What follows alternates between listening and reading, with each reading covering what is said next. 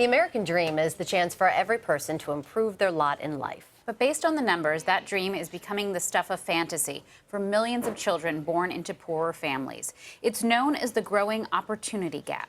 Harvard professor Robert Putnam explored this issue for his new book, Our Kids, The American Dream in Crisis, and he joins us now. Bob, thanks for being here. Thanks, it's good to be here. So tell us a little bit about what the opportunity gap is. It seems as if previous generations grew up thinking, I'm going to try to do better than my parents. That doesn't seem to exist today.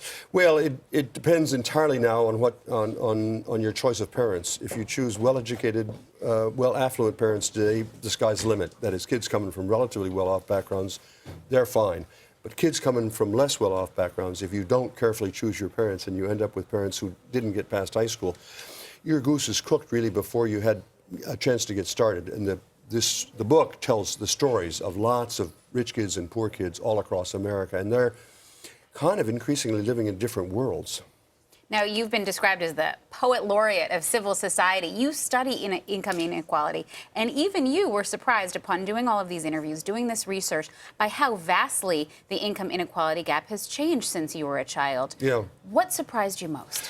Well, I grew up in a little town in Ohio, a town called Port Clinton in the 1950s, and so I knew that in this little town there were the right side of the tracks and the wrong side of the tracks, but kids from both sides of the tracks, you know, played on the sports teams together, they went to school together, and now it turns out 50 years later, they both had great upward mobility. More than 80% of all the kids in my class did better than their parents. But if you go back to Port Clinton now, as we did, I was shocked, honestly shocked, because there's a huge gap. Some kids are living in million-dollar mansions along the shore of the lake there, and other kids are living in hovels. I mean hovels, dilapidated double wides, with maybe one parent, with drugs in the family, with no income in the family because this income gap.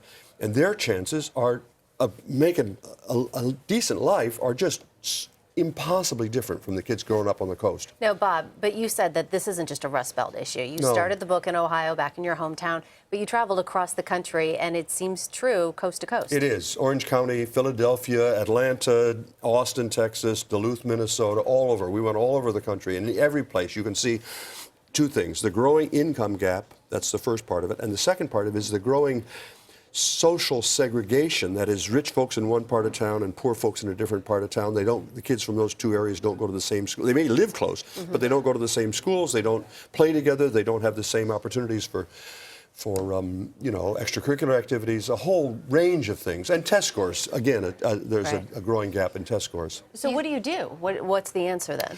Well, I think there are some big things that the country should do. We ought to invest in the early childhood education of all kids, rich and poor.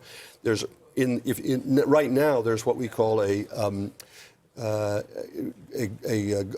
good night moon gap. That is, the amount of time that parents are reading to their kids is high for kids coming from the upper side, but low for kids coming from the poor background. So there's some big things, as I say, like early childhood education, but there are also some things that just ordinary people could do, because one of the characteristics of these young people on the downside of the opportunity gap is that they're very lonely. They're very alone. They don't have adults in their lives at all.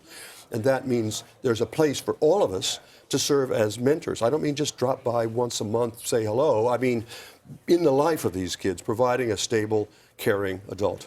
You say one of the factors causing it is that people are not as empathetic as they used to be. So let's just say they're hearing about this, they don't feel this kind of empathy. They need to realize there are some serious economic impacts that affect everyone. Absolutely. Sometimes people think, well, if we help those poor kids, it would be bad for my kid. That's completely wrong. This is a positive-sum game. The costs that the country will pay if we don't invest in these poor kids, the costs it will pay are astronomical. $7 trillion over the lifetime of these kids, more if we don't help them than if we do help them. $7 trillion is partly the cost of the criminal justice system. It's partly health costs, because these people are going to grow up and be sick, and we're going to have to pay for that, but mostly because there are 23 million kids around America who are not going to be contributing to their ideas and their strengths and their energies to the country's economy. This is a win-win. If we solve the problem for the poor kids, it'll help all of us. Well, you found that when it comes to college, that the smartest poor kids have a smaller chance of graduating than the richer students with lower scores. Why is that? Isn't that unbelievable? Rich, dumb kids have a greater chance of finishing college than really smart poor kids. That's exactly the contrary to the American dream. Everybody ought to succeed on the basis of their own skills and their own energy, not on the basis of what their mom and dad did. That's where we've gotten to in this opportunity gap. And there's some concrete things individual families can do just before we close.